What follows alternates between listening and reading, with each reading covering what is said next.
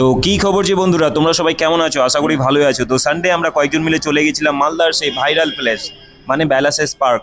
তো শেষ অবধি পুরো ভিডিওটি দেখতে থাকো, আশা করি তোমাদের ভালো লাগবে। Hello everyone, myself Jubi, welcome to our another mini blog. তো আমরা দুবাই রেডি হয়ে বেরিয়ে বললাম ঠিক 4টার সময়।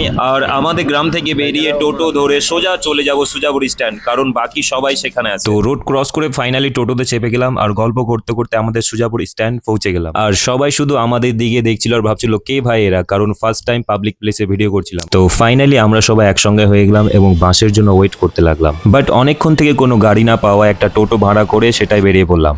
তো চাইলেই আমরা একটা কোনো গাড়ি ভাড়া করতে পারতাম, বাট আজকে আমরা ভাবলাম যে টোটোতে যাব। আর দেখতে পাচ্ছ কত সুন্দর ভিউ, আর সবাই এত মজা করছিল যে বলছিল দাদা ওইদিকে ভিডিও না করে এদিকে ভিডিও করার। এক্সাইটমেন্টে নদীকে বলছে সমুদ্র দেখো, সমুদ্রের জল শুকিয়ে, মানে সবাই এত মজা করছিল আর এত খুশি ছিল। দেখতে পাচ্ছ সবার মুখ চোখ দেখে তোমরা বুঝে নাও যে কতটা খুশি রয়েছে। সবাই হাই করে দাও। তো এইভাবে আমরা সবাই মজা করতে করতে মায়াবন রিসোর্ট পার করে সুস্তানি মোড় পৌঁছে গেলাম এবং ন্যাশনাল হাইওয়ে ছেড়ে আমরা লোকাল রাস্তায় ঢুকে পড়লাম। দেখতে পাচ্ছ কত সুন্দর ভিউ, রাস্তার সাইডে পুরো রাস্তা সবুজ সবুজ হয়ে রয়েছে। আর এত যে মজা করলাম কি আর বলবো, মানে ভাই বোনদের সঙ্গে ঘুরতে আসলাম, মজাই আলাদা। আর অনেক আবল তাবল বকছিলাম, ছোট আর বড় আর মাঝলা ভইস। তো তোমরা শুনতেই পাচ্ছ যে কি রকম আবল তাবল বকছিলাম।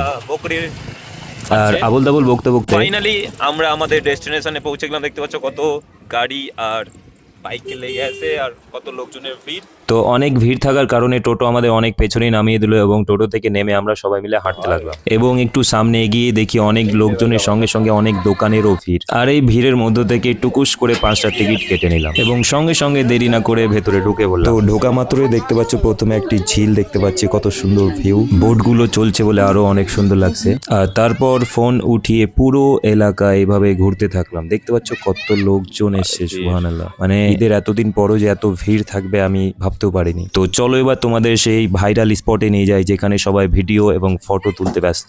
আর এই যে দেখো একজন আবার রিলস বানাচ্ছে। আর এইটা দেখে আমাদেরও ইচ্ছা হলো যে চলো একটা হাঁটার ভিডিও করি। তো কি আর দেরি না করে আমরাও টুক করে হাঁটার ভিডিও একটা শুট করে নিলাম। দেখতে পাচ্ছ কত সুন্দর লাগছে আমাদের গ্রুপটাকে, 5 জন আমরা হাঁটছি একসঙ্গে। আর হাঁটার ভিডিও করার পরেই সঙ্গে সঙ্গে সেই ভাইরাল স্পটে চলে আসলাম। এসে দেখি সব ফুলগুলো ঝরে গিয়েছে। চলেছি আমরা সেই ভাইরাল প্লেসে, আমাদের এক্সাইটমেন্টে পার্কে নামই ভুলে গেছি।